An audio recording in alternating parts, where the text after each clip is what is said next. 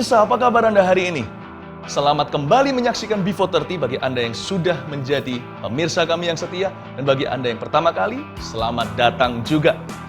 Dan saya bisa merasakan iman ada di udara, seolah-olah ada sesuatu mau meledak dari sini. Tak terkecuali itu kuasa mujizatnya. Dari sini sampai ke ruang tamu, ruang TV Anda. Saya yakin episode kali ini akan menjadi episode yang luar biasa. Saya senang sekali membaca setiap kesaksian-kesaksian dari pemirsa, bagaimana ada orang yang ketika mengakui firman Tuhan, ketika mengakui iman, lalu tiba-tiba kondisinya berubah. Atau seseorang yang lain mengulurkan tangan ke depan layar televisi di depan mereka, lalu Tuhan menjamah mereka dengan cara yang mengejutkan dan sangat-sangat menggembirakan. Yang pasti, saya tahu mujizat itu tidak susah untuk dicapai oleh kita. Nah, makanya itu di episode kali ini saya mau bicara tentang lokasi. Ya, lokasi di mana mujizat itu gampang ditemui, yaitu di dalam mulut kita. Makanya saya namakan episode ini Mujizat di Dalam Mulut. Karena itu pemirsa, jangan kemana-mana, tetap bersama dengan saya. Jangan ganti saluran televisi ini. Karena 30 menit ke depan ini saya akan mulai masuk ke dalam sebuah cerita Alkitab, dan kita akan lihat video klip tentang mujizat yang terjadi langsung di Nusantara, tanah air kita. Tuhan tidak jauh bukan dari setiap pemirsa? Dan saya tahu juga ini semua mujizat yang Tuhan sediakan bagi episode ini adalah untuk Anda. Penyakit Anda bisa sembuh, dan juga dosa dan segala kutuk dapat dilenyapkan. Karena saya tahu program Before 30 bukan untuk tetangga Anda, tapi untuk Anda terlebih dahulu.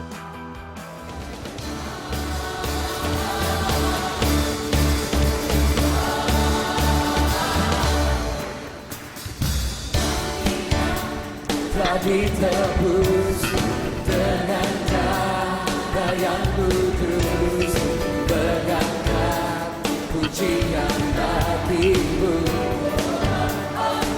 Kami baik kudus-Mu, kami baik kudus-Mu, sebagai bukti karya-Mu.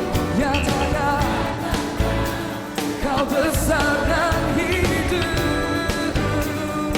Kamu berlari mendapatkan. We go, kami terima kuasa-Mu Tuhan, kami terima kemenangan-Nya. Engkau sediakan untuk kami bawa di setiap langkah.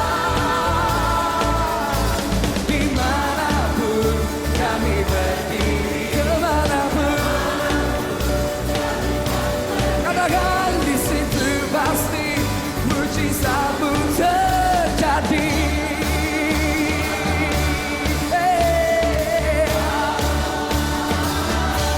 Kami yang telah ditebus dengan darah,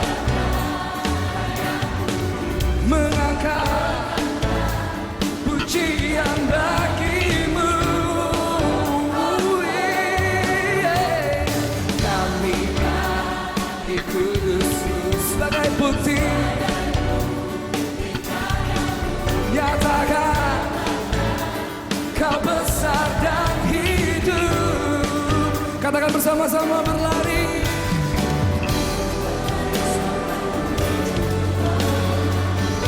mendapatkan kekal. We go, kami terima kuasa-Mu Tuhan, kami terima kemenangan-Nya.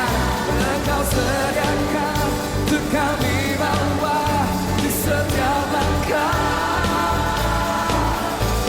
Dimanapun kami berdiri, kemanapun,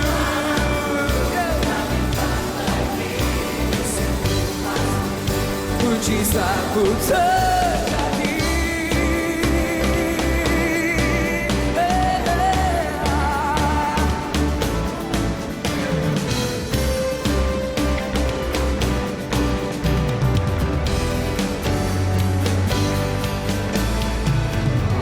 Berlari sampai tujuan, mendapatkan mahkota kekal. Kami terima kuasa-Mu Tuhan, kami terima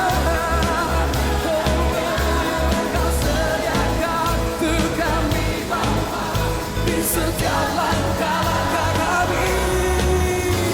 Dimanapun kami berdiri, kemanapun, katakan di situ pasti. Amin. Kami terima. Di situ pasti mujizatmu terjadi. Di situ pasti mujizatmu terjadi.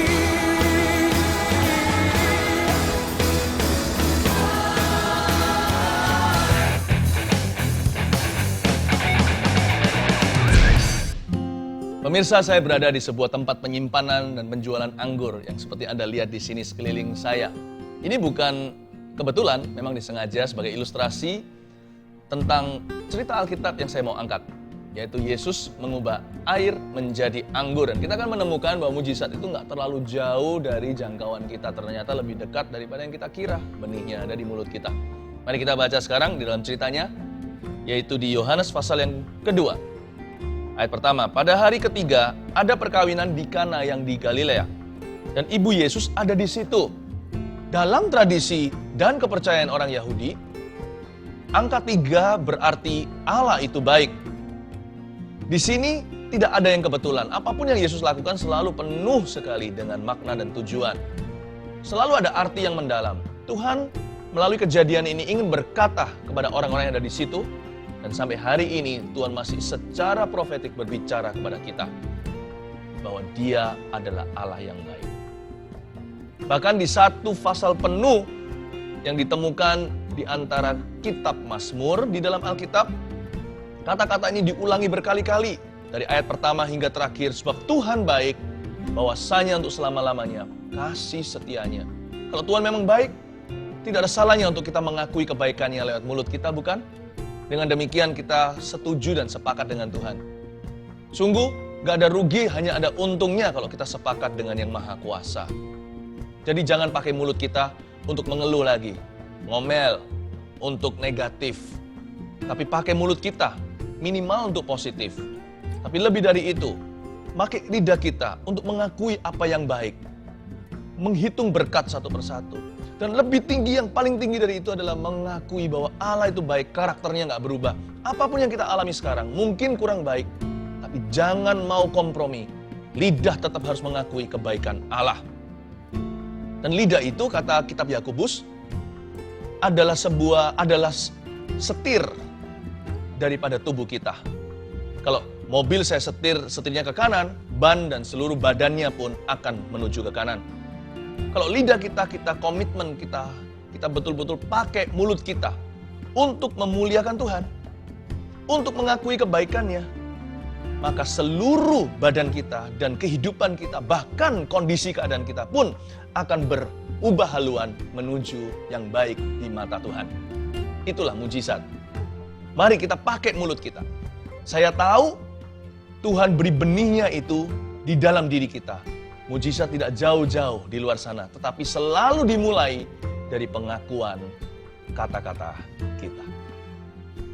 Ayat 2, Yesus dan murid-muridnya diundang juga ke perkawinan itu.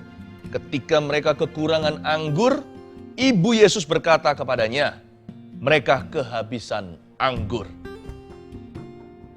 Di sini ada yang namanya surat undangan kepada Yesus dan murid-muridnya ke sebuah pesta pernikahan. Secara profetik, arti tersembunyinya yang tidak lagi menjadi rahasia adalah Allah kita, Yesus Kristus adalah Tuhan yang menunggu undangan Anda, undanganmu dan undanganku. Tidak seperti kebanyakan orang cara pandang mereka tentang Tuhan. Tuhan itu maha kuasa kan, jadi dia itu daulat dan dia berarti memaksa kita sehingga kita terpaksa mengalami dia, terpaksa menerima kita. Tuhan Yesus tidak begitu, saudaraku, pemirsa. Tuhan Yesus yang saya kenal adalah Allah yang lemah lembut dan rendah hati. Bahkan di kitab Wahyu dikatakan, digambarkan Tuhan Yesus itu selalu mengetuk di depan pintu. Jikalau ada penghuni rumah itu yang mendengar suaranya membuka pintu itu, dia akan masuk, makan bersama dengan orang itu dan beracara dengan dia. Yesus tidak pernah memaksakan mujizatnya. Dia juga nggak pernah memaksakan berkatnya, panggilannya. Anda dan saya harus undang dia. Ingat itu, jangan hanya undang Yesus ketika segala sesuatu fine atau baik-baik saja. Tapi malah justru jangan lupa juga loh ya, kalau kita lagi diberkati, biasanya orang langsung lupa diri. Harus berterima kasih sama Tuhan. Tapi kalau kita mengalami down, mengalami keadaan yang parah, terpuruk, sesuatu yang buruk, jangan juga lupa untuk melibatkan dia, karena dia lebih dari senang untuk campur tangan. Itulah sebabnya mujizat selalu dimulai dengan sebuah kebutuhan, bukan? Lalu sebuah undangan mensahkan jalan masuk Tuhan. Undangan yang paling sungguh-sungguh hati seringkali adalah dalam keadaan yang paling terpuruk sekali. Dan kali ini di pesta pernikahan itu sesuatu musibah itu. Karena di zaman itu kebudayaannya, wine atau anggur adalah penghargaan host atau tuan rumah kepada tamu-tamunya. Memalukan sekali kalau itu habis. Jadi mereka akhirnya tahu keadaan ini, Ibu Yesus Maria berkata sama Tuhan, Yesus, mereka kehabisan anggur, lakukan sesuatu. Kalau enggak, tuan rumah akan malu sekali. Bantu mereka, keluarkan mereka dari situasi yang mengerikan ini di dalam kebudayaan itu. Dan inilah permulaan mujizat itu. Ketika kita mengakui kebutuhan kita di depan Tuhan. Tapi jangan dicampur dengan zat mengeluh. Tapi selalu dengan perkataan iman di mulut kita sebagai akhir dari permohonan kita. Dan waktu itu Tuhan Yesus disuruh melakukan sesuatu. Kalau zaman itu Tuhan bisa diberitahu begitu, Tuhan lakukan sesuatu, kami kehabisan anggur. Anda dan saya bisa lakukan yang sama loh. Tuhan, badanku membutuhkan kesembuhan.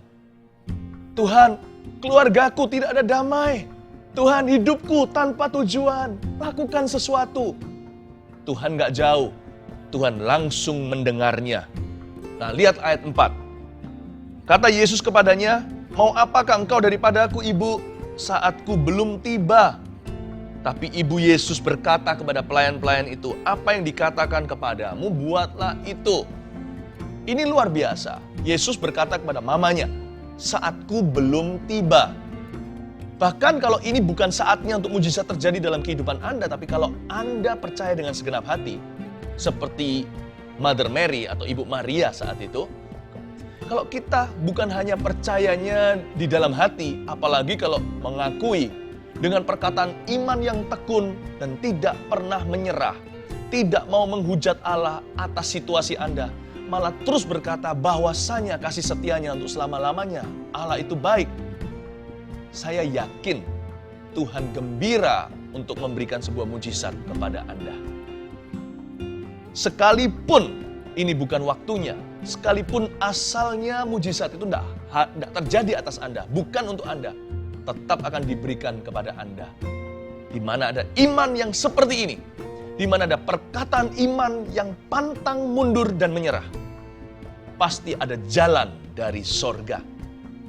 Dan rahasianya, Ibu Maria di sini sudah menjelaskan dengan sangat baik kepada pelayan-pelayan saat itu. Ini tetap adalah kunci mujizat kita juga hari ini.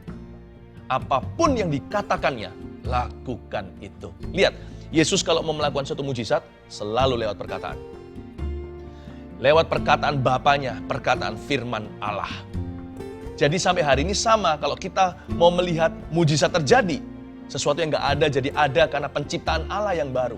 Organ tubuh yang rusak, tiba-tiba dapat yang baru, ginjal yang tidak berfungsi, tiba-tiba ada lagi, seolah-olah seperti anak muda yang sehat walafiat. Paru-paru yang sudah rusak karena bertahun-tahun merokok, karena bertahun-tahun sudah gosong lah paru-paru itu, tiba-tiba ketika diperiksa sama dokter dengan medis segala, menjadi baru paru-paru orang muda.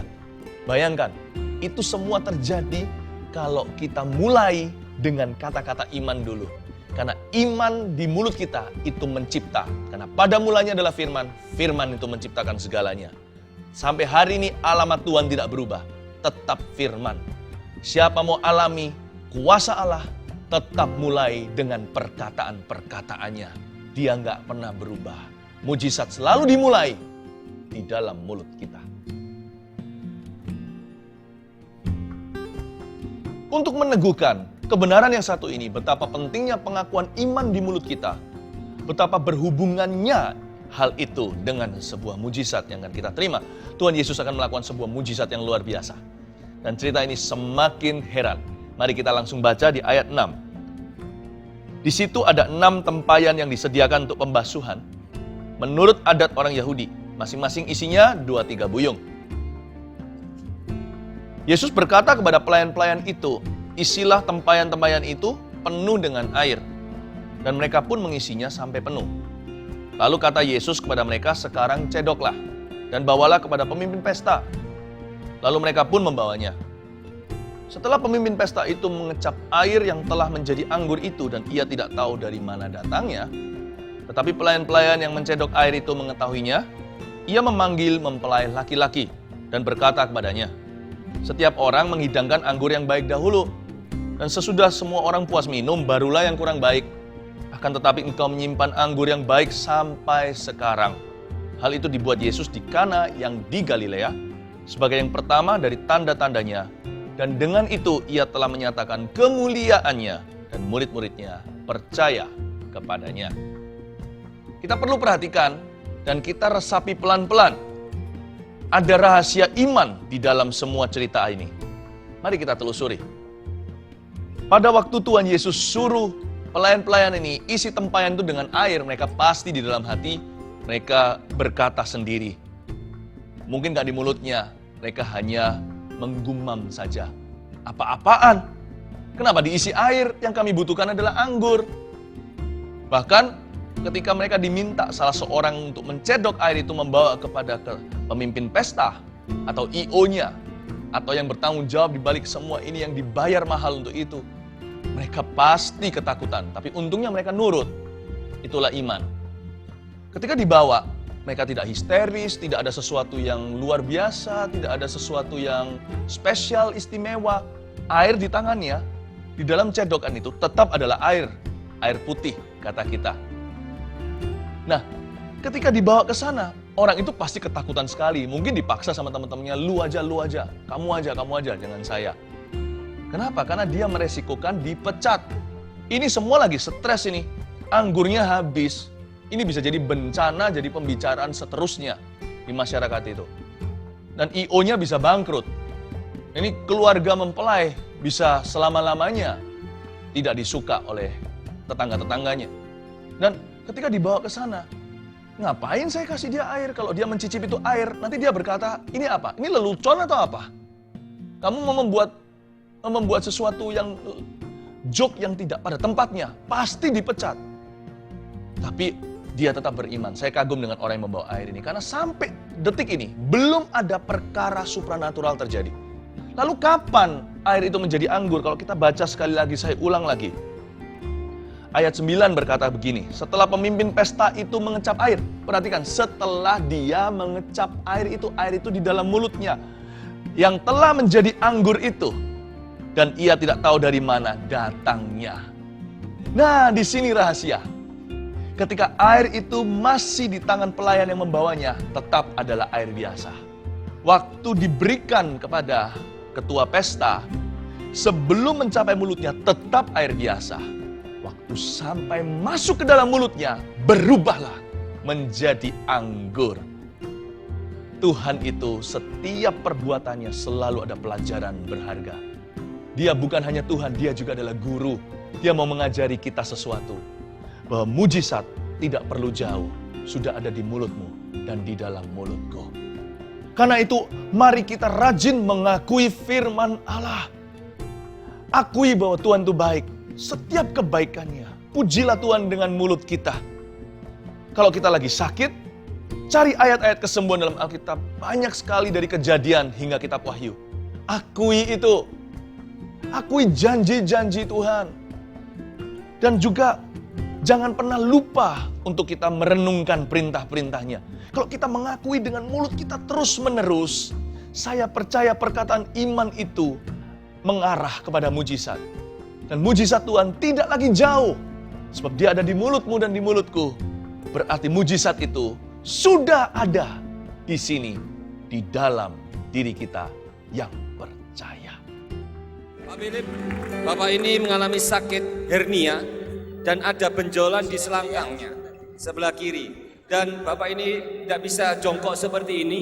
Tapi hari ini pada waktu kita berdoa bersama-sama, ada sesuatu yang dia rasakan masuk dan menjamah benjolan itu, dan benjolan itu saat ini sudah hilang. Dan Bapak ini, iya. Dan Bapak ini bisa jongkok dan melompat. Jongkok lompat Pak sama saya, ayo. Satu. Lompat. Haleluya. 昨天这个姐妹来的时候，牧师问她：“你相信耶稣医治你吗？”她有耳鸣了很多年，她说她相信，还没有祷告，她的耳朵听到了。然后星期一，她的脚板弄到破了，然后就缝了针，缝了5针。然后昨天在祷告之后，她拿拐杖，现在不需要拿拐杖，不痛了。你的拐杖呢 ？Where's your stuff？ 她在家里。带来了，你不要带来了。我不要带来，我相信耶稣医治我。 Amen. Come on. Jesus Hallelujah. Can you translate? Yeah. So she had problem. She couldn't hear for some time, for more than a year, and she got healed of a hearing problem. And she had 5 stitches on her legs. She couldn't walk properly yesterday, and today she didn't even bring the walking stick here, and she's walking now. Take off your Amen. shoes. Come on. I'll take off mine. You take off both shoes and walk with me. 来，脱下你的鞋，跟牧师一起。 Yeah. 不痛了吗？不痛了吗？ You know what? There is a song that says, "This is holy ground where angels are all standing around." 你知道吗？有一首歌说呢，这是圣地呢，是天使同在的地方。 I have asked you to take off your shoe, 我要你把鞋子脱下， not to prove to me that there is no longer pain, 那不是让你给我看就是没痛了， but because this place where you're standing on is holy. 因为这个地方是圣洁的地方。 You want to know why? 你知道为什么 Because 吗 of the holy person called Jesus just been here and he healed you. 因为耶稣基督这位圣者，他就在当中 Amen. 医治你。 Amen. 阿门。 Do you want to be filled with the Holy Spirit 你要 now? 不要被圣灵充满呢？ Yeah? Just say, fill me, Lord. 你说充满我， Yeah, fill me, Lord. 主啊，充满我， Fill me, Lord. Feel me, Lord. Fill me, Lord. Feel me, Lord. I believe you. I believe you. Receive in Jesus' name. Hallelujah. Let's just all speak in tongues, speak in tongues. 我们每个人都开始方言祷告。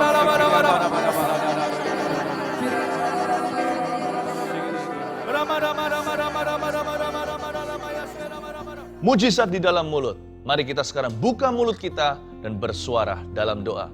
Dan bahkan kalau Tuhan mau memberi sebuah mujizat, dia melambangkan dirinya seperti seorang orang tua yang memberi makan anak-anaknya. Bahkan ada ayatnya loh.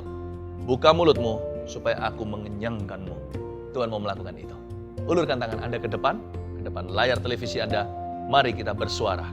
Katakan Tuhan Yesus itu baik. Kalau yang belum terima Tuhan, katakan Tuhan Yesus, saya mau mengenalmu, saya mau menerimamu. Terima di hati. Peduli amat orang lain mau berkata apa. Urusan Anda dengan Tuhan secara pribadi. Kalau Anda di hati Anda sekarang diketuk oleh Tuhan, Anda tahu Yesus adalah Tuhan. Akui itu. Itu permulaan keselamatan. Terima kasih Tuhan, terpujilah namamu. Hamba berdoa di dalam nama Tuhan Yesus Kristus untuk setiap orang yang sakit juga agar Kau sembuhkan. Akan ada orang-orang yang dosis obatnya dikurangi secara drastis oleh dokter. Bukan oleh diri sendiri loh ya, jangan gegabah.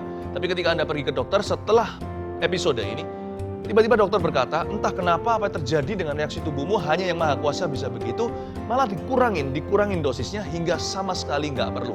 Anda akan putus dengan obat-obatan itu, karena dokter akan berkata, Anda tidak membutuhkannya lagi, sesuatu sudah terjadi. Dalam nama Yesus terima itu. Dan kalau Anda masih ada waktu, tinggal berapa menit ini di episode kali ini, Anda bisa ambil kotak pil Anda yang selama ini obat-obatan rutin yang Anda minum, Anda bisa tumbang tangan. Kalau nggak keburu nggak apa-apa, nanti saja setelah acara ini berakhir. Anda tumbangkan tangan dan berkata, Tuhan ini nggak bisa menyembuhkan aku. Engkaulah yang menyembuhkan aku. Engkau bisa pakai segala sesuatu, pakailah obat ini juga di dalam nama Yesus. Dan juga saya merasakan ada orang yang batuk selama 6,5 bulan tidak pernah selesai. Lendir bukan, itu bukan. Tapi saya berdoa di dalam nama Yesus sekarang. Ubah pengakuanmu, katakan dalam nama Yesus, aku sembuh. Kan ada ayatnya. Sembuhkanku maka aku akan sembuh Tuhan. Itu ayat firman, kata aku sembuh itu firman, itu bukan kata-kata positif, itu bukan kata-kata psikis, itu kata-kata firman. Aku sembuh dalam nama Yesus, katakan itu, maka engkau akan sembuh di dalam nama Tuhan Yesus Kristus. Malam ini adalah malam paling lega, Anda tidur tanpa terbangun terjaga karena batuk luar biasa. Dalam nama Yesus kami berdoa, haleluya, amin. Oh, Tuhan memberkati setiap pemirsa, saya tahu Tuhan bekerja dengan dahsyatnya Tapi jangan lupa mulai hari ini Anda selalu bersyukur, sebab saya juga bersyukur untuk mujizat Anda. Sebab Tuhan baik bahwasanya untuk selama-lamanya kasih setianya, jadikan itu kebiasaan mulut kita. Sampai episode berikutnya, terus memuji Tuhan, sebab Tuhan layak dipuji dan ditinggikan.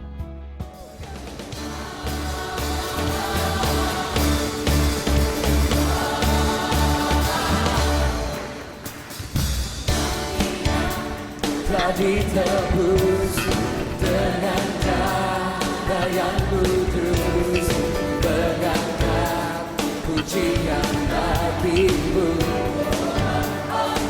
Kami baik kudus-Mu, kami baik kudus-Mu, sebagai bukti karya-Mu. Nyatakan Kau besar dan hidup. Kamu berlari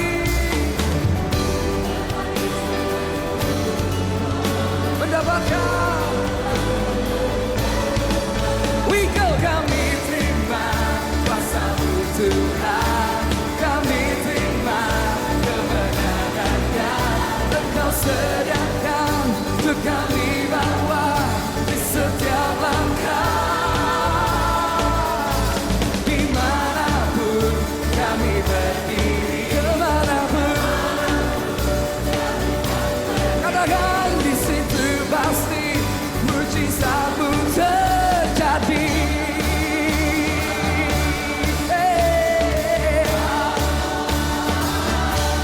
Kami yang telah ditebus dengan darah, mengangkat pujian bagi-Mu. Kami bagi kudus-Mu sebagai bukti. Nyatakan Kau besar dan hidup. Katakan bersama-sama berlari.